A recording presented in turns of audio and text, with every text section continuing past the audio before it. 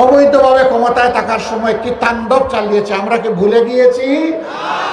যারা নির্বাচনেই বিশ্বাস করে না তাদের আবার কিসের নির্বাচন? তবে পুরানা সিন্ডিকেটরা বলে, ভাই আমাদের জমিদারি এখন নতুন জমিদারের হাতে চলে গেছে, আমরা নতুন পুরাতন কোন সিন্ডিকেট দেখতে চাই না। মহান সত্তা আল্লাহ, যিনি সকল কিছুর উপর ক্ষমতাবান, ক্ষমতা দেওয়ার মালিক, কেড়ে নেওয়ার মালিকও তিনি, ইজ্জত দেন তিনি, আবার বেইজ্জত করেন তিনি। তারা যখন ক্ষমতায় ছিলেন, আহারে এদেশের শ্রেষ্ঠ সন্তান আলিম উলামাকে তারা কত বেইজ্জত করেছে। পায়ে বেড়ি দিয়ে, হাতে হ্যান্ডকাপ দিয়ে জেল থেকে ওই জেলে, জেল থেকে কোর্টে তারা টানাটানি করেছে,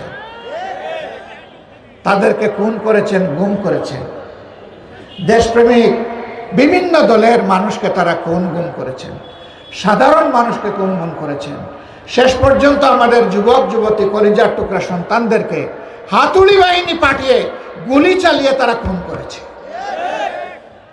আমাদের মেয়েদেরকে তারা ছাড় দেয়নি।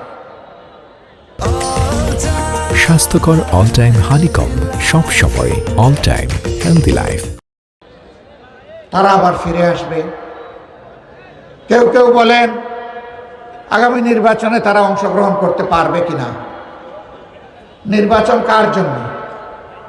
নির্বাচন তাদের জন্য যারা মানুষকে সম্মান করে, নির্বাচন তাদের জন্য যারা দেশবাসীকে ভালোবাসে, নির্বাচন তাদের জন্য যাদের কাছে দেশের প্রতি ইঞ্চি জমি আমানত।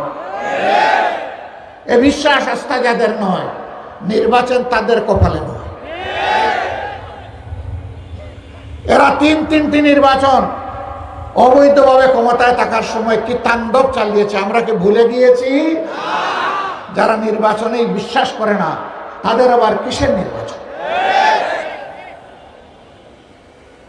আগামীতে আমরা চাই জরুরি, অতি জরুরি সংস্কারগুলো সাধন করে বর্তমান সরকার একটা সুষ্ঠু নির্বাচন দিয়ে তারা যার যার জায়গায় চলে যায়।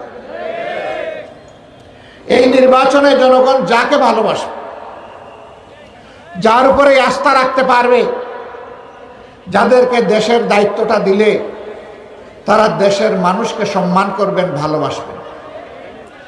দেশের মানুষের আমানত শ্বশুর বাড়ির নিয়ামত মনে করবেন না। প্রতিটি আমানতের পাই পাই হিসাব রাখবেন। চুরি করে দেশের সম্পদ বিদেশে পাচার করবেন না, যেমনটি গত 15.5 বছরে করা হয়েছে। বিভিন্ন সংস্থার হিসাব অনুযায়ী বিদেশে পাচারকৃত অর্থের পরিমাণ হচ্ছে 26 লক্ষ কোটি টাকা, বাংলাদেশের বার্ষিক বাজেটের 5 গুণ। এই টাকা কারা চুরি করেছে?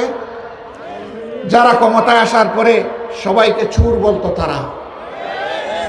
সরকারের কাছে এরপরের দাবিটি আমরা জানিয়েছি যে আপনারা সংস্কার করে দেরি না করে একটা সুষ্ঠু নির্বাচন দিন। আশা করি তারা সেদিকে যাবে। আমরা এরপরে দাবি দিয়েছি বাজার মূল্য মানুষের নাগালের ভিতরে নিয়ে আসুন। এখনো আওয়ামী সিন্ডিকেট বিভিন্ন জায়গায় বসে আছে, তবে পুরানা সিন্ডিকেটরা বলে, ভাই আমাদের জমিদারি এখন নতুন জমিদারের হাতে চলে গেছে, এখন আমাদের হাতে আর এটা নাই।